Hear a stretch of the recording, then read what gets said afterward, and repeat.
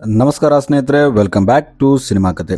ಇವತ್ತು ನಾವು Malayalam crime suspense thriller movie ಓಚೋ ಸ್ಟೋರಿನ ನೋಡೋಣ. ಇದರ IMDb ರೇಟಿಂಗ್ 7.8 ಇದೆ. ಸೊ ಮೂವಿ ತುಂಬಾ ಇಂಟ್ರೆಸ್ಟಿಂಗ್ ಆಗಿದೆ. ವಿಡಿಯೋನ ಲಾಸ್ಟ್ ವರೆಗೆ ನೋಡಿ. ಇನ್ನು ಕಥೆಯ ಆರಂಭದಲ್ಲಿ ಒಂದು ಟ್ರಾಫಿಕ್ ಸಿಗ್ನಲ್ ನ ತೋರಿಸ್ತಾರೆ. ಇಲ್ಲಿ ತುಂಬಾ ಗಾಡಿಗಳು ನಿಂತಿರುತ್ತೆ. ಆಗ ಅಲ್ಲಿ ಒಂದು ಕಾರ್ ಬಂದು ಪಾರ್ಕ್ ಆಗುತ್ತೆ. ಆ ಕಾರಿಂದ ಒಬ್ಬ ವ್ಯಕ್ತಿ ಹೊರಗೆ ಬರ್ತಾನೆ. ಆ ವ್ಯಕ್ತಿ ಅಲ್ಲಿಂದ ಹೋದಾಗ ಆ ಕಾರ್ ಬ್ಲಾಸ್ಟ್ ಆಗುತ್ತೆ. ಇದರಿಂದ ಅಕ್ಕಪಕ್ಕದ ಕಾರ್ಗಳಿಗೆ ತುಂಬಾ ಡ್ಯಾಮೇಜ್ ಆಗುತ್ತೆ. ಈಗ ಸೀನ್ ಮಾಲಿನ್ಯನ್ನು ಮಹಿಳೆ ಕಡೆ ಶಿಫ್ಟ್ ಆಗುತ್ತೆ. ಈಕೆ ತನ್ನ ಮಗಳನ್ನ ಮೀಟ್ ಆಗೋಕೆ ಹಾಸ್ಪಿಟಲ್ಗೆ ಹೋಗ್ತಾಳೆ. ಈಕೆ ಮಗಳು ಹಾಸ್ಪಿಟಲ್ ನಲ್ಲಿ ಕೆಲಸ ಮಾಡ್ತಿರ್ತಾಳೆ. ಈ ಹಾಸ್ಪಿಟಲ್ ನ ರನ್ ಮಾಡ್ತಿದ್ದ ಓನರ್ ಹೆಸರು ಶಾಂತಿ ಆಗಿರುತ್ತೆ. ಮಾಲಿನಿ ಶಾಂತಿ ಹತ್ರ ಬಂದು 2 ದಿನದಿಂದ ನಾನು ನನ್ನ ಮಗಳ ಹತ್ರ ಮಾತಾಡಿಲ್ಲ, ಆಕೆ ಎಲ್ಲಿ ಅಂತ ಕೇಳ್ತಾಳೆ. ಅದಕ್ಕೆ ಆ ಮಹಿಳೆ 2-3 ದಿನದಿಂದ ಪ್ರಿಯಾ ಕೆಲಸಕ್ಕೆ ಬಂದಿಲ್ಲ, ಆಕೆ ಆಬ್ಸೆಂಟ್ ಆಗಿದ್ದಾಳೆ. ಆಕೆ ಇಲ್ಲಿ ಇದ್ದಿದ್ರೆ ನಾನು ಆಕೆ ಬಗ್ಗೆ ಹೇಳ್ಬೋದಾಗಿತ್ತು ಅಂತ ಹೇಳ್ತಾಳೆ. ಅದಕ್ಕೆ ಮಾಲಿನಿ ಹಾಗಿದ್ರೆ ನನ್ನ ಮಗಳು ಎಲ್ಲಿ ಅಂತ ಕೇಳ್ತಾಳೆ. ಆಗ ಶಾಂತಿ ನನಗೆ ಗೊತ್ತಿಲ್ಲ, ಆದ್ರೆ ನಾವಿಬ್ರು ಸೇರಿ ಆಕೆಯನ್ನ ಹುಡ್ಕೋಣ ಅಂತ ಹೇಳ್ತಾಳೆ. ಮತ್ತು ಶಾಂತಿಯಲ್ಲಿ ಮಾಲಿನಿಗೆ 2-3 ದಿನದಿಂದ ಪ್ರಿಯಾ ಬಿಹೇವಿಯರ್ ನಲ್ಲಿ ಏನೋ ಚೇಂಜಸ್ ಕಂಡಿದ್ದೆ ಅಂತ ಹೇಳ್ತಾಳೆ. ಈಗ ಸೀನ್ ಪೊಲೀಸ್ ಸ್ಟೇಷನ್ ಕಡೆ ಶಿಫ್ಟ್ ಆಗುತ್ತೆ. ಇಲ್ಲಿ ಇನ್ಸ್ಪೆಕ್ಟರ್ ಸ್ಟೇಷನ್ ಅಲ್ಲಿದ್ದಾಗ ಆತನಿಗೆ ಕಮಿಷನರ್ ಕಾಲ್ ಮಾಡ್ತಾನೆ ಮತ್ತು ಒಂದು ಜ್ಯುವೆಲರಿ ಶಾಪ್ ಅಲ್ಲಿ ರಾಬರಿ ಆಗಿದೆ, ನೀನು ಹೋಗಿ ಅಲ್ಲಿ ಇನ್ವೆಸ್ಟಿಗೇಷನ್ ಮಾಡು ಅಂತ ಹೇಳ್ತಾನೆ. ಆದ್ರೆ ಇನ್ಸ್ಪೆಕ್ಟರ್ ಕಮಿಷನರ್ಗೆ ಸೀನಿಯರ್ ಆಫೀಸರ್ ಸ್ಟೇಷನ್ ಅಲ್ಲಿಲ್ಲ, ಅವರು ಬಂದ್ಮೇಲೆ ಅವರಿಗೆ ಹೇಳ್ತೀನಿ ಅಂತ ಹೇಳ್ತಾನೆ. ಆದ್ರೆ ಕಮಿಷನರ್ ಈಗ ಸೀನಿಯರ್ ಆಫೀಸರ್ ಇಲ್ಲಾಂದ್ರೆ ನೀನೇ ಇನ್ಚಾರ್ಜ್ ತಗೊಂಡು ಹೋಗಿ ಇನ್ವೆಸ್ಟಿಗೇಷನ್ ಮಾಡು ಅಂತ ಹೇಳ್ತಾನೆ. ಈಗ ಕಮಿಷನರ್ ಹೇಳಿದಕ್ಕೆ ಬೇರೆ ಆಪ್ಷನ್ ಇಲ್ಲದೆ ಇನ್ಸ್ಪೆಕ್ಟರ್ ಇನ್ವೆಸ್ಟಿಗೇಷನ್ ಮಾಡೋಕೆ ಹೋಗ್ತಾನೆ. ಆದ್ರೆ ಜ್ಯುವೆಲರಿ ಶಾಪ್ಗೆ ಹೋಗಕ್ಕೆ ಇವರ ಹತ್ರ ಕಾರ್ ಇರಲ್ಲ, ಯಾಕಂದ್ರೆ ಇವರು ಕಾರ್ನ ರಿಪೇರಿಗೆ ಕೊಟ್ಟಿರ್ತಾರೆ. ಆಗ ಇನ್ಸ್ಪೆಕ್ಟರ್ ತನ್ನ ಅಸಿಸ್ಟೆಂಟ್ ನ ಕರ್ಕೊಂಡು ಈಗ ಜ್ಯುವೆಲರಿ ಶಾಪ್ ಕಡೆ ಹೋಗ್ತಾನೆ. ಈಗ ಸೀನ್ ರಮೇಶ್ ಅನ್ನೋ ವ್ಯಕ್ತಿ ಕಡೆ ಶಿಫ್ಟ್ ಆಗುತ್ತೆ. ಈತ ತನ್ನ ಮನೆಯಲ್ಲಿ ರೆಡಿ ಆಗ್ತಿರ್ತಾನೆ. ಆಗ ಅವನಿಗೆ ಒಬ್ಬ ಹುಡುಗಿ ಕಾಲ್ ಮಾಡ್ತಾಳೆ. ಈಕೆ ರಮೇಶ್ಗೆ ನೀವು ಡೈರೆಕ್ಟರ್ ಅಂತ ನನಗೆ ಗೊತ್ತು, ದಯವಿಟ್ಟು ನಿಮ್ಮ ಒಂದು ಫಿಲ್ಮ್ ನಲ್ಲಿ ನನಗೆ ಅವಕಾಶ ಕೊಡಿ ಅಂತ ಕೇಳ್ತಾಳೆ.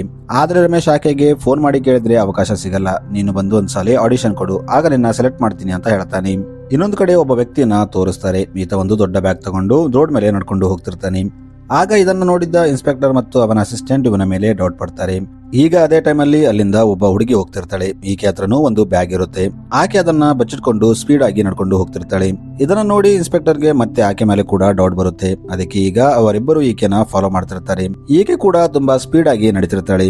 ಆಗ ಅಲ್ಲಿ ಅಚಾನಕ್ ಆಗಿ ಬಿರುಗಾಳಿ ಮತ್ತು ಮಳೆ ಸ್ಟಾರ್ಟ್ ಆಗುತ್ತೆ. ಇದರಿಂದ ಅಲ್ಲಿ ಕತ್ತಲೆ ಆಗುತ್ತೆ. ಈಗ ಆ ಮಹಿಳೆನ ಆ ಇನ್ಸ್ಪೆಕ್ಟರ್ ಮತ್ತು ಅಸಿಸ್ಟೆಂಟ್ ಇಬ್ಬರು ಫಾಲೋ ಮಾಡ್ತಿರ್ತಾರೆ. ಆ ಮಹಿಳೆ ಅಲ್ಲಿಂದ ಒಂದು ಮನೆ ಹತ್ರ ಬರ್ತಾಳೆ. ಆಕೆ ಡೋರ್ ನಾಕ್ ಮಾಡಿದಾಗ ಒಬ್ಬ ವ್ಯಕ್ತಿ ಡೋರ್ ತೆಗಿತಾನೆ. ಇನ್ಸ್ಪೆಕ್ಟರ್ ಇದನ್ನ ನೋಡಿ ಆತ ಈಕೆ ಜೊತೆ ಕ್ರೈಮ್ ಪಾರ್ಟ್ನರ್ ಆಗಿರ್ಬೋದು ಅಂತ ಅನ್ಕೋತಾನೆ. ಆಕ್ಚುಲಿ ಈ ಹುಡುಗಿ ಹೆಸರು ಅರ್ಚನಾ ಆಗಿರುತ್ತೆ. ಇನ್ನು ಡೋರ್ ಓಪನ್ ಮಾಡಿದವನು ಅದೇ ಡೈರೆಕ್ಟರ್ ಆಗಿರ್ತಾನೆ. ಅರ್ಚನಾ ಡೈರೆಕ್ಟರ್ಗೆ ನನ್ನ ಕಾರ್ ಕೆಟ್ಟೋಗಿದೆ, ನನಗೆ ಸ್ವಲ್ಪ ಒಂದು ಅರ್ಜೆಂಟ್ ಆಗಿ ಕಾಲ್ ಮಾಡಬೇಕು, ಹೆಲ್ಪ್ ಮಾಡಿ ಅಂತ ಕೇಳ್ತಾಳೆ. ಆದ್ರೆ ಡೈರೆಕ್ಟರ್ ಆಕೆಗೆ ನಾನು ನಿನಗೆ ಹೆಲ್ಪ್ ಮಾಡೋಕೆ ಆಗಲ್ಲ, ಬೇರೆ ಮನೆ ನೋಡ್ಕೋ ಅಂತ ಹೇಳಿ ಡೋರ್ ಕ್ಲೋಸ್ ಮಾಡ್ತಾನೆ. ಆದ್ರೆ ಅರ್ಚನಾ ಕೇಳದೆ ಮತ್ತೆ ಡೋರ್ ನಾಕ್ ಮಾಡ್ತಾಳೆ. ಆಗ ಡೈರೆಕ್ಟರ್ ಹೊರಗೆ ಬಂದು ನಿನಗೆ ಏನ್ ಬೇಕು ಅಂತ ಕೇಳ್ತಾನೆ. ಆಗ ಅರ್ಚನಾ ಏನಿಲ್ಲ, ನನಗೆ ಒಂದು ಅರ್ಜೆಂಟ್ ಕಾಲ್ ಮಾಡೋದಿದೆ, ನಾನು ಕಾಲ್ ಮಾಡಿ ಹೋಗ್ಬಿಡ್ತೀನಿ ಅಂತ ಹೇಳ್ತಾಳೆ. ಆಗ ಡೈರೆಕ್ಟರ್ ಬೇರೆ ಆಪ್ಷನ್ ಇಲ್ಲದೆ ಆಯ್ತು, ಬೇಗ ಕಾಲ್ ಮಾಡಿ ಇಲ್ಲಿಂದ ಹೋಗ್ಬೇಕು ಅಂತ ಹೇಳಿ ಫೋನ್ ಹಚ್ಚಿ ಕೊಡ್ತಾನೆ. ಈಗ ಡೈರೆಕ್ಟರ್ ಅಲ್ಲೇ ಕೂತಿರ್ತಾನೆ. ಅರ್ಚನಾ ಫೋನ್ ಅಲ್ಲಿ ಮಾತಾಡ್ತಿರ್ತಾಳೆ. ಈಗ ಡೈರೆಕ್ಟರ್ ಅರ್ಚನಾ ಮಾತಾಡೋದನ್ನ ಕೇಳ್ತಿರ್ತಾನೆ. ಅರ್ಚನಾ ಕಾಲಲ್ಲಿ ಮಾತಾಡೋದು ಮುಗಿದ ಮೇಲೆ ಡೈರೆಕ್ಟರ್ ಆಕೆಗೆ ಇಲ್ಲಿಂದ ಹೋಗು ಅಂತ ಹೇಳ್ತಾನೆ. ಆದ್ರೆ ಅರ್ಚನಾ ಕೇಳದೆ ನನ್ನ ಬಟ್ಟೆ ಎಲ್ಲ ಒದ್ದೆ ಆಗಿದೆ, ಹೀಗೆ ನಾನು ಹೊರಗೆ ಹೋಗಕ್ಕೆ ಆಗಲ್ಲ, ಸ್ವಲ್ಪ ಹೊತ್ತು ಕೂತು ಬಟ್ಟೆ ಒಣಗಿದ ಮೇಲೆ ಹೋಗ್ತೀನಿ ಅಂತ ಹೇಳ್ತಾಳೆ. ಆದ್ರೆ ಡೈರೆಕ್ಟರ್ ಕೇಳ್ತಿರಲ್ಲ. ಆದ್ರೂ ಅರ್ಚನಾ ಎದ್ದು ಅಲ್ಲಿಂದ ಸೀದಾ ಟಾಯ್ಲೆಟ್ಗೆ ಹೋಗ್ತಾಳೆ.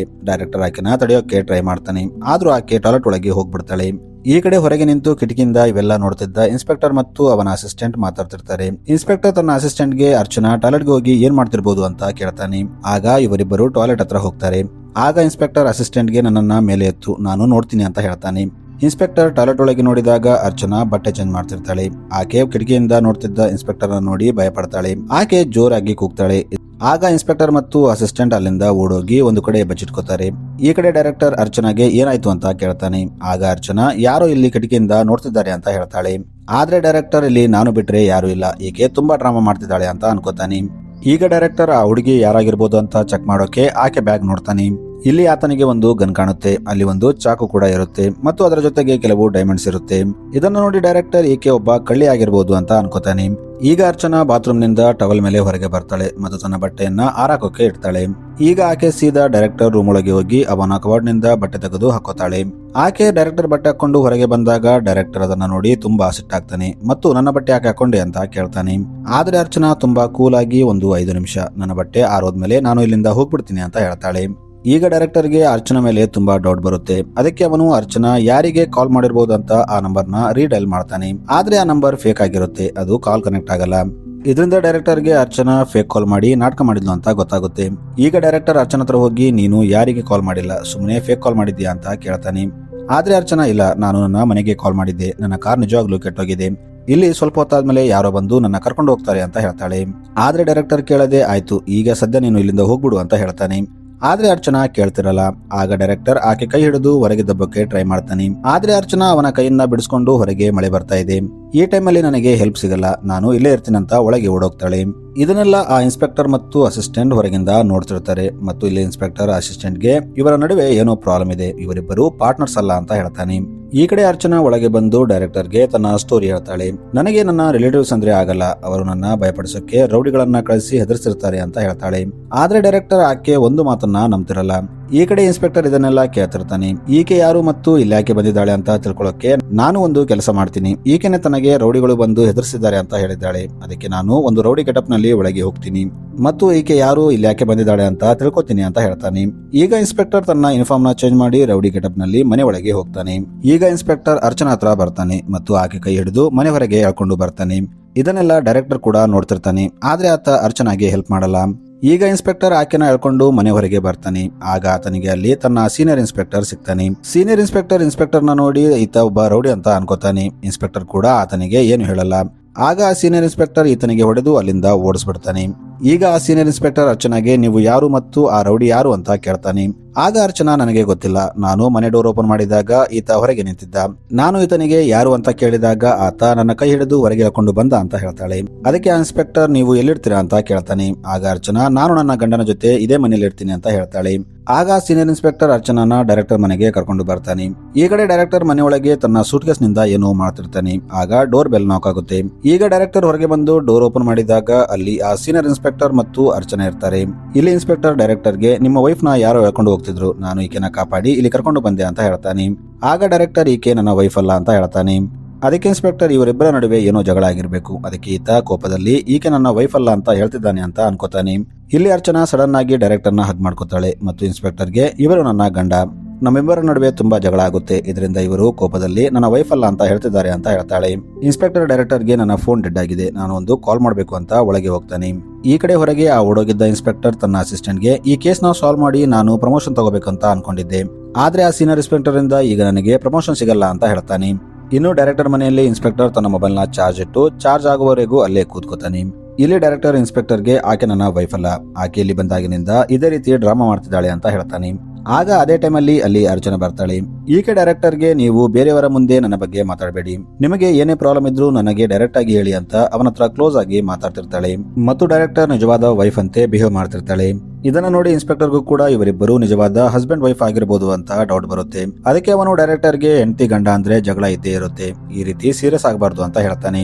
ಆದ್ರೆ ಡೈರೆಕ್ಟರ್ ಮಾತ್ರ ಕೇಳ್ತಿರಲ್ಲ. ಅವನು ನಿಮಗೆ ಡೌಟ್ ಇದ್ರೆ ಆಕೆ ಬ್ಯಾಗ್ ಚೆಕ್ ಮಾಡಿ, ನಿಮಗೆ ಸತ್ಯ ಗೊತ್ತಾಗುತ್ತೆ ಅಂತ ಹೇಳ್ತಾನೆ.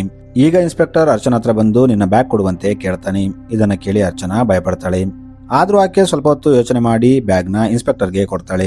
ಈಗ ಇನ್ಸ್ಪೆಕ್ಟರ್ ಆ ಬ್ಯಾಗ್ ನ ಚೆಕ್ ಮಾಡಿದಾಗ ಅದರಲ್ಲಿ ಎಲ್ಲಾ ನಾರ್ಮಲ್ ವಸ್ತುಗಳು ಇರುತ್ತೆ, ಆದ್ರೆ ಡೈರೆಕ್ಟರ್ ನೋಡಿದ ಯಾವ ವಸ್ತು ಅದರಲ್ಲಿ ಇರಲ್ಲ. ಇದನ್ನ ನೋಡಿ ಡೈರೆಕ್ಟರ್ ಕೂಡ ಶಾಕ್ ಆಗ್ತಾನೆ. ಈಗ ಸೀನ್ ಮಾಲಿನಿ ಮತ್ತು ಶಾಂತಿ ಕಡೆ ಶಿಫ್ಟ್ ಆಗುತ್ತೆ. ಇವರು ಪ್ರಿಯಾನ ಹುಡುಕ್ತಿರ್ತಾರೆ. ಅವರು ಪ್ರಿಯಾ ಎಲ್ಲಿರ್ಬೋದು ಅಂತ ಡೌಟ್ ಬರುತ್ತೋ ಅಲ್ಲೆಲ್ಲ ಹೋಗಿ ನೋಡ್ತಿರ್ತಾರೆ. ಈಗ ಸೀನ್ ಆ ಇನ್ಸ್ಪೆಕ್ಟರ್ ಮತ್ತು ಆತನ ಅಸಿಸ್ಟೆಂಟ್ ಕಡೆ ಶಿಫ್ಟ್ ಆಗುತ್ತೆ. ಈತ ಗಾರ್ಡನ್ ಅಲ್ಲಿ ತಿರುಗಾಡ್ತಾ ಈಗ ಏನು ಮಾಡೋಣ ಅಂತ ಮಾತಾಡ್ತಿರ್ತಾನೆ. ಈ ಸೌಂಡ್ ನ ಸೀನಿಯರ್ ಇನ್ಸ್ಪೆಕ್ಟರ್ ಕೇಳ್ಬಿಡ್ತಾನೆ. ಅದಕ್ಕೆ ಆತ ಹೊರಗೆ ಯಾರಾದ್ರೂ ಇರ್ಬೋದು ಅಂತ ಅನ್ಕೋತಾನೆ. ಈಗ ಆತ ಹೊರಗೆ ಬಂದು ಸರ್ಚ್ ಮಾಡಿದಾಗ ಆತನಿಗೆ ಅಲ್ಲಿ ಯಾರು ಕಾಣಲ್ಲ. ಇನ್ಸ್ಪೆಕ್ಟರ್ ತನಗೆ ಊಹೆ ಆಗಿರ್ಬೋದು ಅಂತ ಅನ್ಕೋತಾನೆ. ಈ ಕಡೆ ಅರ್ಚನಾ ಸೀನಿಯರ್ ಇನ್ಸ್ಪೆಕ್ಟರ್ ಮತ್ತು ಡೈರೆಕ್ಟರ್ಗಾಗಿ ಅಡುಗೆ ಮನೆಯಲ್ಲಿ ಊಟ ರೆಡಿ ಮಾಡ್ತಿರ್ತಾಳೆ. ಆಗ ಅಲ್ಲಿ ಆ ಇನ್ಸ್ಪೆಕ್ಟರ್ ಸ್ಕೆಲೆಟನ್ ಮಾಸ್ಕ್ ಹಾಕೊಂಡು ಬರ್ತಾನೆ. ಈತ ಸೀದಾ ಕಿಚನ್ ಗೆ ಹೋಗ್ತಾನೆ. ಅಲ್ಲಿ ಅರ್ಚನಾ ಈತನನ್ನ ನೋಡಿ ಜೋರಾಗಿ ಕೂಗ್ತಿರ್ತಾಳೆ. ಆಗ ಅಲ್ಲಿ ಡೈರೆಕ್ಟರ್ ಮತ್ತು ಆ ಸೀನಿಯರ್ ಇನ್ಸ್ಪೆಕ್ಟರ್ ಬರ್ತಾರೆ. ಆಗ ಅರ್ಚನಾ ಅವರಿಗೆ ಇಲ್ಲಿ ಯಾರೋ ಒಬ್ಬ ವ್ಯಕ್ತಿ ಮಾಸ್ಕ್ ಹಾಕೊಂಡು ಬಂದಿದ್ದ ಅಂತ ಹೇಳ್ತಾಳೆ. ಈಗ ಇವರು ಮನೆಯಲ್ಲೆಲ್ಲ ಆ ವ್ಯಕ್ತಿಯನ್ನ ಹುಡುಕ್ತಾರೆ. ಆಗ ಇವರಿಗೆ ಆ ಇನ್ಸ್ಪೆಕ್ಟರ್ ಸಿಗ್ತಾನೆ. ಸೀನಿಯರ್ ಇನ್ಸ್ಪೆಕ್ಟರ್ ಆ ವ್ಯಕ್ತಿಯ ಮಾಸ್ಕ್ ತೆಗೆದು ನೋಡಿದಾಗ ಆತ ಅದೇ ವ್ಯಕ್ತಿ ಆಗಿರ್ತಾನೆ. ಇವರು ಆತನನ್ನ ಹಿಡಿದು ಏನಾದ್ರೂ ಕೇಳೋ ಮುಂಚೆ ಆತ ಗನ್ ತೆಗೆದು ಇವರನ್ನ ಎದುರಿಸಿ ಅಲ್ಲಿಂದ ಮತ್ತೆ ಓಡೋಗ್ತಾನೆ. ಸೀನಿಗೆ ಮತ್ತೆ ಮಾಲಿನಿ ಮತ್ತು ಶಾಂತಿ ಕಡೆ ಶಿಫ್ಟ್ ಆಗುತ್ತೆ. ಇವರು ಒಂದು ಪ್ಲೇಸ್ ಗೆ ಬರ್ತಾರೆ. ಇಲ್ಲಿ ಕೆಲವು ಕಾಲೇಜ್ ಹುಡುಗರು ಕ್ಯಾಂಪ್ ಫೈರ್ ಹಾಕಿ ಸುತ್ತ ಡ್ಯಾನ್ಸ್ ಮಾಡ್ತಿರ್ತಾರೆ. ಆದ್ರೆ ಇಲ್ಲಿ ಅವರಿಗೆ ಪ್ರಿಯಾ ಸಿಗಲ್ಲ. ಇಲ್ಲಿ ಮಾಲಿನಿಗೆ ಪ್ರಿಯಾ ಯಾವಾಗ್ಲೂ ಡೈರೆಕ್ಟರ್ ನ ಮೀಟ್ ಆಗೋಕೆ ಹೋಗ್ತಿದ್ಲು ಅಂತ ನೆನಪಾಗುತ್ತೆ. ಈಗ ಇವರಿಬ್ಬರು ಡೈರೆಕ್ಟರ್ ಮನೆಗೆ ಹೋಗ್ತಾರೆ. ಇಲ್ಲಿ ಡೈರೆಕ್ಟರ್ ಹೊರಗೆ ಬಂದಾಗ ಮಾಲಿನಿ ಪ್ರಿಯಾ ಎಲ್ಲಿ ಅಂತ ಕೇಳ್ತಾಳೆ. ಆದ್ರೆ ಡೈರೆಕ್ಟರ್ ನನಗೆ ಗೊತ್ತಿಲ್ಲ, ಆಕೆ ತುಂಬಾ ದಿನದಿಂದ ಇಲ್ಲಿ ಬಂದಿಲ್ಲ ಅಂತ ಹೇಳ್ತಾನೆ. ಅದೇ ಟೈಮಲ್ಲಿ ಅಲ್ಲಿ ಇನ್ಸ್ಪೆಕ್ಟರ್ ಬರ್ತಾನೆ. ಈತ ಡೈರೆಕ್ಟರ್ಗೆ ಈ ಪ್ರಿಯಾ ಯಾರು ಮತ್ತು ಇವರ್ಯಾರು ಅಂತ ಕೇಳ್ತಾನೆ. ಆಗ ಡೈರೆಕ್ಟರ್ ಪ್ರಿಯಾ ಕೆಲವು ದಿನಗಳ ಹಿಂದೆ ಆಡಿಷನ್ ಗಾಗಿ ಬಂದಿದ್ಲು ಅಂತ ಹೇಳ್ತಾನೆ. ಈಗ ಸ್ಟೋರಿ ಫ್ಲಾಶ್ ಬ್ಯಾಕ್ ಗೆ ಹೋಗುತ್ತೆ. ಇಲ್ಲಿ ಡೈರೆಕ್ಟರ್ ತನ್ನ ಫಿಲ್ಮ್ ಗಾಗಿ ಕೆಲವು ಆಕ್ಟರ್ಸ್ ಗಳನ್ನ ಸೆಲೆಕ್ಟ್ ಮಾಡ್ತಿರ್ತಾನೆ. ಪ್ರಿಯಾ ತನ್ನ ಆಡಿಷನ್ ಗಾಗಿ ಲೇಟ್ ಬಂದಿರ್ತಾರೆ. ಆದ್ರೆ ಅಷ್ಟೊತ್ತಿಗೆ ಎಲ್ಲ ಆಕ್ಟರ್ಸ್ ಸೆಲೆಕ್ಟ್ ಆಗಿರ್ತಾರೆ. ಆದ್ರೆ ಪ್ರಿಯಾ ಕೇಳದೆ ತನ್ನ ಆಡಿಷನ್ ತಗೋ ಅಂತ ಹೇಳ್ತಿರ್ತಾನೆ. ಆಗ ಡೈರೆಕ್ಟರ್ ಆಯ್ತು, ಆದ್ರೆ ಈಗ ಸದ್ಯ ಯಾವ ರೋಲ್ ಇಲ್ಲ, ನೆಕ್ಸ್ಟ್ ಯಾವ್ದಾದ್ರು ಮೂವಿಗಾಗಿ ಟ್ರೈ ಮಾಡು ಅಂತ ಹೇಳ್ತಾನೆ. ಈಗ ಸೀನ್ ಕೆಲವು ದಿನಗಳ ನಂತರ ಶಿಫ್ಟ್ ಆಗುತ್ತೆ. ಇಲ್ಲಿ ಡೈರೆಕ್ಟರ್ ಒಂದು ಗಾರ್ಡನ್ ಅಲ್ಲಿ ಕೂತು ಬುಕ್ ಓದ್ತಿರ್ತಾನೆ. ಆಗ ಅಲ್ಲಿ ಪ್ರಿಯಾ ಬರ್ತಾಳೆ. ಪ್ರಿಯಾ ಡೈರೆಕ್ಟರ್ ನೋಡಿ ಆತನ ಜೊತೆ ತುಂಬಾ ಮಾತಾಡ್ತಾಳೆ. ಡೈರೆಕ್ಟರ್ಗೆ ಮಾತಾಡಕ್ಕೆ ಅವಕಾಶ ಕೊಡದೆ ತಾನೇ ಮಾತಾಡ್ತಿರ್ತಾಳೆ.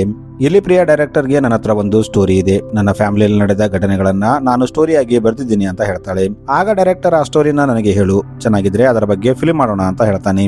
ಪ್ರಿಯಾ ಸ್ಟೋರಿ ಹೇಳುವಷ್ಟರಲ್ಲಿ ಅಲ್ಲಿ ಶಾಂತಿ ಬರ್ತಾಳೆ. ಶಾಂತಿ ಪ್ರಿಯಾಗೆ ಆಲ್ರೆಡಿ ತುಂಬಾ ಲೇಟ್ ಆಯ್ತು, ಬಾ ಹೋಗೋಣ ಅಂತ ಕರ್ಕೊಂಡು ಹೋಗ್ಬಿಡ್ತಾಳೆ. ಇಲ್ಲಿ ನಮಗೆ ಇನ್ನೊಂದು ವಿಷಯ ಗೊತ್ತಾಗುತ್ತೆ. ಆಕ್ಚುಲಿ ಪ್ರಿಯಾ ಡ್ರಗ್ ಅಡಿಕ್ಟ್ ಆಗಿರ್ತಾಳೆ. ಆಕೆ ಕಣ್ಣು ಯಾವಾಗ್ಲೂ ಕೆಂಪಾಗಿರುತ್ತೆ. ಒಂದು ದಿನ ಡ್ರಗ್ ನಶೆಯಲ್ಲಿ ಪ್ರಿಯಾ ಡೈರೆಕ್ಟರ್ ನ ಮೀಟ್ ಆಗೋಕೆ ಹೋಗ್ತಾಳೆ. ಇಲ್ಲಿ ಡೈರೆಕ್ಟರ್ ಪ್ರಿಯಾ ಪರಿಸ್ಥಿತಿ ನೋಡಿ ನೀನು ಡ್ರಗ್ಸ್ ತಗೊಂಡಿದ್ಯಾ ಅಂತ ಕೇಳ್ತಾನೆ. ಆಗ ಪ್ರಿಯಾ ಹೌದು ಅಂತ ಹೇಳ್ತಾಳೆ. ಆಗ ಡೈರೆಕ್ಟರ್ ನೀನು ಈ ವಯಸ್ಸಲ್ಲಿ ಇಷ್ಟೊಂದು ಡ್ರಗ್ಸ್ ತಗೋಬಾರ್ದು, ಇಲ್ಲಾಂದ್ರೆ ನಿನ್ನ ಜೀವನ ಹಾಳಾಗುತ್ತೆ, ಇದನ್ನ ಕಡಿಮೆ ಮಾಡು ಅಂತ ಹೇಳ್ತಾನೆ. ಪ್ರಿಯಾ ತನಗೆ ಒಂದು ಮೂವಿಯಲ್ಲಿ ಚಾನ್ಸ್ ಕೊಡುವಂತೆ ಕೇಳ್ತಿರ್ತಾಳೆ. ಅದಕ್ಕೆ ಡೈರೆಕ್ಟರ್ ನಾನು ಡ್ರಗ್ಸ್ ತಗೊಳ್ಳುವವರಿಗೆ ಚಾನ್ಸ್ ಕೊಡಲ್ಲ ಅಂತ ಹೇಳ್ತಾನೆ. ಈಗ ಸ್ಟೋರಿ ಮತ್ತೆ ಪ್ರೆಸೆಂಟ್ ಗೆ ಬರುತ್ತೆ. ಇದೆಲ್ಲ ಸ್ಟೋರಿ ಡೈರೆಕ್ಟರ್ ಪೊಲೀಸ್ ಇನ್ಸ್ಪೆಕ್ಟರ್ಗೆ ಹೇಳ್ತಿರ್ತಾನೆ. ಇಲ್ಲಿ ಇವರು ಮಾತಾಡ್ತಿದ್ದಾಗ ಅಲ್ಲಿ ಅರ್ಚನಾ ಬರ್ತಾಳೆ. ಈಕೆ ಅಡಿಗೆ ಮಾಡಿರ್ತಾಳೆ. ಈಗ ಇವರು ಊಟ ಮಾಡೋಕೆ ಟೇಬಲ್ಗೆ ಹೋಗಿ ಕೂತ್ಕೋತಾರೆ. ಅಡಿಗೆ ನೋಡಿ ಡೈರೆಕ್ಟರ್ ತುಂಬಾ ಖುಷಿ ಆಗ್ತಾನೆ, ಯಾಕಂದ್ರೆ ಅದು ಅವನ ಫೇವರೇಟ್ ಡಿಶ್ ಆಗಿರುತ್ತೆ. ಆಗ ಡೈರೆಕ್ಟರ್ ಇನ್ಸ್ಪೆಕ್ಟರ್ಗೆ ಸರ್ ಈಗಲೂ ನಾನು ಹೇಳ್ತಾ ಇದ್ದೀನಿ, ಈಕೆ ನನ್ನ ವೈಫ್ ಅಲ್ಲ, ಈಕೆ ಒಂದು ಫೋನ್ ಕಾಲ್ ಮಾಡಿದ್ಲು, ಆ ನಂಬರ್ ನಾನು ಟ್ರೈ ಮಾಡಿದಾಗ ಅದು ಫೇಕ್ ನಂಬರ್ ಆಗಿತ್ತು, ನೀವು ಈಕೆಗೆ ಆಕೆ ಫ್ಯಾಮಿಲಿ ಬಗ್ಗೆ ಕೇಳಿ ಮತ್ತು ಆ ನಂಬರ್ಗೆ ಕಾಲ್ ಮಾಡುವಂತೆ ಹೇಳಿ ಅಂತ ಹೇಳ್ತಾನೆ. ಆಗ ಇನ್ಸ್ಪೆಕ್ಟರ್ ಅರ್ಚನಾಗೆ ತನ್ನ ಫ್ಯಾಮಿಲಿಗೆ ಕಾಲ್ ಮಾಡುವಂತೆ ಹೇಳ್ತಾನೆ. ಈಗ ಅರ್ಚನಾ ಆಯ್ತು ಅಂತ ಹೇಳಿ ತನ್ನ ಫ್ಯಾಮಿಲಿಗೆ ಕಾಲ್ ಮಾಡ್ತಾಳೆ. ಆ ಕಡೆಯಿಂದ ಅರ್ಚನಾ ತಂದೆ ಕಾಲ್ ರಿಸೀವ್ ಮಾಡ್ತಾನೆ. ಈತ ಅರ್ಚನಾಗೆ ನಮ್ಮ ಅಳಿಯ ಹೇಗಿದ್ದಾನೆ ಅಂತ ಕೇಳ್ತಾನೆ. ಇದನ್ನ ಕೇಳಿ ಡೈರೆಕ್ಟರ್ ಶಾಕ್ ಆಗ್ತಾನೆ. ಈತ ಅರ್ಚನಾ ಮೊದಲೇ ಪ್ಲಾನ್ ಮಾಡ್ಕೊಂಡು ಇಲ್ಲಿ ಬಂದಿರಬೇಕು ಅಂತ ಅನ್ಕೋತಾನೆ. ಇದನ್ನ ಕೇಳಿ ಇನ್ಸ್ಪೆಕ್ಟರ್ ಇವರು ನಿಜವಾದ ಗಂಡ ಹೆಂಡತಿ ಅಂತ ಅನ್ಕೋತಾನೆ. ಇನ್ನೊಂದು ಕಡೆ ಆ ಇನ್ಸ್ಪೆಕ್ಟರ್ ಮತ್ತು ಅಸಿಸ್ಟೆಂಟ್ ನ ತೋರಿಸ್ತಾರೆ. ಇಲ್ಲಿ ಇನ್ಸ್ಪೆಕ್ಟರ್ ಈಗ ಪ್ರಯೋಜನ ಇಲ್ಲ, ನಾನು ಡೈರೆಕ್ಟ್ ಆಗಿ ಪೊಲೀಸ್ ಗೆಟಪ್ ನಲ್ಲಿ ಒಳಗೆ ಹೋಗ್ತೀನಿ ಅಂತ ಅನ್ಕೋತಾನೆ. ಈಗ ಆತ ಪೊಲೀಸ್ ಗೆಟಪ್ ನಲ್ಲಿ ಒಳಗೆ ಹೋಗ್ತಾನೆ. ಅಲ್ಲಿದ್ದ ಸೀನಿಯರ್ ಇನ್ಸ್ಪೆಕ್ಟರ್ ಈತನಿಗೆ ಮತ್ತೆ ನೀನು ಈ ಪೊಲೀಸ್ ಗೆಟಪ್ ನಲ್ಲಿ ಬಂದಿದ್ದೀಯಾ ಅಂತ ಕೇಳ್ತಾನೆ. ಆತ ಇಲ್ಲ ಸರ್, ನಾನು ನಿಜವಾಗ್ಲೂ ಪೊಲೀಸ್ ಅಂತ ಹೇಳ್ತಾನೆ. ಆಗ ಸೀನಿಯರ್ ಇನ್ಸ್ಪೆಕ್ಟರ್ ಕೇಳದೆ ಆತನಿಗೆ ಮತ್ತೆ ಹೊಡೆಯೋಕೆ ಸ್ಟಾರ್ಟ್ ಮಾಡ್ತಾನೆ. ನೆಕ್ಸ್ಟ್ ಸೀನ್ ಅಲ್ಲಿ ಒಬ್ಬ ಮುದುಕನನ್ನ ತೋರಿಸ್ತಾರೆ. ಈತನೇ ಕಾರಲ್ಲಿ ಬಾಂಬ್ ಬಿಟ್ಟಿರ್ತಾನೆ. ಈಗ ಈತ ಡೈರೆಕ್ಟರ್ ಮನೆಗೆ ಬಂದು ಏನೋ ಸರ್ಚ್ ಮಾಡ್ತಿರ್ತಾನೆ. ಡೈರೆಕ್ಟರ್ ಆತನಿಗೆ ನೀನು ಯಾರು ಮತ್ತು ಇಲ್ಲೇನು ಮಾಡ್ತಿದ್ಯಾ ಅಂತ ಕೇಳ್ತಾನೆ. ಆದ್ರೆ ಆ ಮುದುಕ ಏನು ಹೇಳದೆ ತನ್ನ ಕೆಲಸ ತಾನು ಮಾಡ್ತಿರ್ತಾನೆ. ಆಗ ಡೈರೆಕ್ಟರ್ ಇನ್ಸ್ಪೆಕ್ಟರ್ ನ ಕರೀತಾನೆ. ಇನ್ಸ್ಪೆಕ್ಟರ್ ಹೆಸರು ಕೇಳಿ ಆತ ಅಲ್ಲಿಂದ ಓಡೋಗ್ತಾನೆ. ಇನ್ಸ್ಪೆಕ್ಟರ್ ಬಂದು ಡೈರೆಕ್ಟರ್ಗೆ ಆತ ಯಾರು ಅಂತ ಕೇಳ್ತಾನೆ. ಡೈರೆಕ್ಟರ್ ನನಗೆ ಗೊತ್ತಿಲ್ಲ, ಆತ ಸೀದಾ ಮನೆ ಒಳಗೆ ಬಂದು ಏನೋ ಸರ್ಚ್ ಮಾಡ್ತಿದ್ದ ಅಂತ ಹೇಳ್ತಾನೆ. ಮತ್ತು ತನ್ನ ಮನೆಯಲ್ಲಿ ಏನಾಗ್ತಿದೆಯೋ ಗೊತ್ತಿಲ್ಲ, ಇಲ್ಲಿ ಎಲ್ಲರೂ ಯಾಕೆ ಬರ್ತಿದ್ದಾರೆ ಅರ್ಥವಾಗ್ತಿಲ್ಲ ಅಂತ ಹೇಳ್ತಾನೆ. ಇನ್ಸ್ಪೆಕ್ಟರ್ ಅರ್ಚನಾನ ಕರೆದು ಆ ಮುದುಕ ಯಾರು ಅಂತ ಕೇಳ್ತಾನೆ. ಆದ್ರೆ ಆಕೆಗೂ ಕೂಡ ಗೊತ್ತಿರಲ್ಲ, ಆಕೆ ನನಗೂ ಗೊತ್ತಿಲ್ಲ ಅಂತ ಹೇಳ್ತಾಳೆ. ಈಗ ಇನ್ಸ್ಪೆಕ್ಟರ್ ಹೊರಗೆ ಆ ಮುದುಕನನ್ನ ಹುಡುಕೋಕೆ ಹೋಗ್ತಾನೆ. ಈ ಕಡೆ ಮನೆಯಲ್ಲಿ ಈಗ ಅರ್ಚನಾ ಮತ್ತು ಡೈರೆಕ್ಟರ್ ಮಾತ್ರ ಇರ್ತಾರೆ. ಡೈರೆಕ್ಟರ್ ಅರ್ಚನಾ ಹತ್ರ ಹೋಗಿ ನೀನು ಇದೆಲ್ಲ ಯಾಕೆ ಮಾಡ್ತಿದ್ಯಾ ಅಂತ ಕೇಳ್ತಾನೆ. ಅದಕ್ಕೆ ಅರ್ಚನಾ ನೀನೇ ನನ್ನ ಗಂಡ, ಯಾಕೆ ಮರ್ತೋಯ್ತಾ ಅಂತ ಹೇಳ್ತಾಳೆ. ಆದ್ರೆ ಡೈರೆಕ್ಟರ್ ಇಲ್ಲ, ನೀನು ಸುಳ್ಳು ಹೇಳ್ತಾ ಇದೀಯಾ, ನಿಜ ಹೇಳು ಅಂತ ಹೇಳ್ತಾನೆ. ಅರ್ಚನಾ ಮಾತ್ರ ಅವನಿಗೆ ಡೈರೆಕ್ಟ್ ಆಗಿ ಏನು ಉತ್ತರ ಕೊಡ್ತಿರಲ್ಲ. ಈಗ ಅರ್ಚನಾ ಅಲ್ಲಿಂದ ಹೋಗ್ಬೇಕಂತ ಹೊರಗೆ ಬರ್ತಿರ್ತಾಳೆ. ಆಗ ಡೈರೆಕ್ಟರ್ ಜೋರಾಗಿ ನಗೋಕೆ ಸ್ಟಾರ್ಟ್ ಮಾಡ್ತಾನೆ. ಅರ್ಚನಾ ಆತನಿಗೆ ಏನಾಯ್ತು, ಯಾಕೆ ನಗ್ತಿದ್ಯಾ ಅಂತ ಕೇಳ್ತಾಳೆ.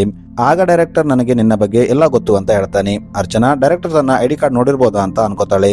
ಆಕ್ಚುಲಿ ಅರ್ಚನಾ ಒಬ್ಬ ಪೊಲೀಸ್ ಆಫೀಸರ್ ಆಗಿರ್ತಾಳೆ. ಈಕೆ ಬಾಂಬ್ ಬ್ಲಾಸ್ಟ್ ಕೇಸಲ್ಲಿ ಇನ್ವೆಸ್ಟಿಗೇಷನ್ ಮಾಡೋಕೆ ಡೈರೆಕ್ಟರ್ ಮನೆಗೆ ಬಂದಿರ್ತಾಳೆ. ಏಕೆಂದ್ರೆ ಬಾಂಬ್ ಬ್ಲಾಸ್ಟ್ ಅಲ್ಲಿ ಇನ್ವಾಲ್ವ್ ಆದ ಜನ ಡೈರೆಕ್ಟರ್ ಮನೆಗೆ ಬಂದು ಹೋಗಿರ್ತಾರೆ. ಇನ್ನು ಡೈರೆಕ್ಟರ್ ಮೇಲೆ ಆಡಿಷನ್ ಗಾಗಿ ತುಂಬಾ ಹುಡುಗಿಯರನ್ನ ಕರೆದು ಅವರನ್ನ ಕೊಂದಿರೋ ಅಲಿಗೇಷನ್ಸ್ ಇರುತ್ತೆ ಮತ್ತು ಪ್ರಿಯಾನ ಕೂಡ ಇದೇ ಡೈರೆಕ್ಟರ್ ಕೊಂದಿರಬಹುದಂತ ಡೌಟ್ ಇರುತ್ತೆ. ಅದಕ್ಕೆ ಈ ಲೇಡಿ ಆಫೀಸರ್ ಡೈರೆಕ್ಟರ್ ಮನೆಗೆ ಇನ್ವೆಸ್ಟಿಗೇಷನ್ ಮಾಡೋಕೆ ಬಂದಿರ್ತಾಳೆ. ಇದನ್ನೆಲ್ಲ ಆ ಇನ್ಸ್ಪೆಕ್ಟರ್ ಮತ್ತು ಆತನ ಅಸಿಸ್ಟೆಂಟ್ ಕೇಳ್ತಿರ್ತಾರೆ. ಈಗ ಇವರಿಗೆ ಅರ್ಚನಾ ತಮ್ಮ ಸೀನಿಯರ್ ಇನ್ಸ್ಪೆಕ್ಟರ್ ಅಂತ ಗೊತ್ತಾಗುತ್ತೆ. ಈಗ ಇನ್ಸ್ಪೆಕ್ಟರ್ ಒಳಗೆ ಬಂದು ಮೇಡಮ್ ನಾನು ಕೂಡ ಒಬ್ಬ ಪೊಲೀಸ್ ಆಫೀಸರ್, ನೀವು ಕೂಡ ಒಬ್ಬ ಪೊಲೀಸ್ ಆಫೀಸರ್ ಅಂತ ನನಗೆ ಗೊತ್ತಾಗಿದೆ ಅಂತ ಹೇಳ್ತಾನೆ. ಇನ್ನೊಂದು ಕಡೆ ಆ ಸೀನಿಯರ್ ಆಫೀಸರ್ ಒಂದು ಬ್ಯಾಗ್ ತಗೊಂಡು ಮೆಲ್ಲಗೆ ಅಲ್ಲಿಂದ ಓಡ್ತಿರ್ತಾನೆ. ಇದನ್ನ ಆ ಇನ್ಸ್ಪೆಕ್ಟರ್ ನೋಡ್ಬಿಡ್ತಾನೆ. ಈಗ ಡೈರೆಕ್ಟರ್ ಹೋಗಿ ಆ ಇನ್ಸ್ಪೆಕ್ಟರ್ ನ ಹಿಡ್ಕೋತಾನೆ. ಇಲ್ಲಿವರೆಗೆ ಆ ಇನ್ಸ್ಪೆಕ್ಟರ್ ನಿಜವಾದ ಇನ್ಸ್ಪೆಕ್ಟರ್ ಅಲ್ಲ, ಆತ ಒಬ್ಬ ಕಳ್ಳ ಅಂತ ಗೊತ್ತಾಗುತ್ತೆ. ಇವರು ಅವನ ಬ್ಯಾಗ್ ಅನ್ನ ಚೆಕ್ ಮಾಡಿದಾಗ ಅದರಲ್ಲಿ ಡ್ರಗ್ಸ್ ಇರುತ್ತೆ. ಇಲ್ಲಿ ಅರ್ಚನಾ ಆತನಿಗೆ ಇಷ್ಟೆಲ್ಲ ಡ್ರಗ್ಸ್ ನಿನಗೆ ಎಲ್ಲಿಂದ ಬಂತು ಅಂತ ಕೇಳ್ತಾಳೆ. ಅದಕ್ಕೆ ಆತ ಇದೇ ಮನೆಯಿಂದ ನಾನು ಆ ಡ್ರಗ್ಸ್ ಗಳನ್ನ ತಗೊಂಡೆ ಅಂತ ಹೇಳ್ತಾನೆ. ಆದ್ರೆ ಡೈರೆಕ್ಟರ್ ಅದಕ್ಕೆ ಒಪ್ಪಲ್ಲ. ನನ್ನ ಮನೆಯಲ್ಲಿ ಯಾವ ಡ್ರಗ್ಸ್ ಇಲ್ಲ ಅಂತ ಹೇಳ್ತಾನೆ. ಈಗ ಇವರು ಅವನನ್ನ ಹೊಡೆದು ಎನ್ಕ್ವೈರಿ ಮಾಡ್ತಾರೆ. ಆಗ ಆತ ಈ ಮನೆಯಿಂದ ಕೆಲವು ಸಾಮಾನುಗಳನ್ನ ತರೋಕೆ ನನಗೆ ಹೇಳಲಾಗಿತ್ತು. ನಾನು ಈ ಮನೆಗೆ ಬಂದಾಗ ಮೇಲ್ಗಡೆ ಒಂದು ಹುಡುಗಿ ನೇತಾಡ್ತಿರೋದು ನೋಡಿದೆ ಅಂತ ಹೇಳ್ತಾನೆ. ಈಗ ಇವರು ಮೇಲೆಗಡೆ ಹೋಗ್ತಾರೆ. ಅಲ್ಲಿ ಬಂದು ನೋಡಿದಾಗ ಒಂದು ಡಾಲ್ ಅಲ್ಲಿ ನೇತಾಡ್ತಿರುತ್ತೆ. ಇವರಿಗೆ ಆ ಕಳ್ಳ ಇವರನ್ನ ಡೈವರ್ಟ್ ಮಾಡೋಕೆ ಸುಳ್ಳು ಹೇಳಿದ್ದಾನೆ ಅಂತ ಅರ್ಥವಾಗುತ್ತೆ. ಇವರು ಈಗ ತಕ್ಷಣ ಕೆಳಗೆ ಬರ್ತಾರೆ. ಆದ್ರೆ ಆ ಕಳ್ಳ ಅಲ್ಲಿಂದ ಎಸ್ಕೇಪ್ ಆಗಿರ್ತಾನೆ. ಇನ್ನೊಂದು ಕಡೆ ಮಾಲಿನಿ ಮತ್ತು ಶಾಂತಿನ ತೋರಿಸ್ತಾರೆ. ಶಾಂತಿ ಫೋನ್ ಅಲ್ಲಿ ಮಾತಾಡ್ತಿರ್ತಾಳೆ. ಈಕೆ ಫೋನ್ ಅಲ್ಲಿ ನಾನು ಆದಷ್ಟು ಬೇಗ ಆ ಕೆಲಸನ ಮುಗಿಸ್ತೀನಿ ಅಂತ ಹೇಳ್ತಾಳೆ. ಇದನ್ನ ಕೇಳಿ ಮಾಲಿನಿಗೆ ಏನೋ ಡೌಟ್ ಬರುತ್ತೆ. ಆಗ ಮಾಲಿನಿ ಆಕೆಗೆ ನನ್ನ ಮಗಳನ್ನ ಏನ್ ಮಾಡಿದ್ಯಾ ಅಂತ ಕೇಳ್ತಾಳೆ. ಅದಕ್ಕೆ ಶಾಂತಿ ನಾನೇನು ಮಾಡಿಲ್ಲ, ನಿನ್ನ ಮಗಳು ನೀನು ಅನ್ಕೊಂಡಷ್ಟು ಒಳ್ಳೆವಳಲ್ಲ ಅಂತ ಹೇಳ್ತಾಳೆ.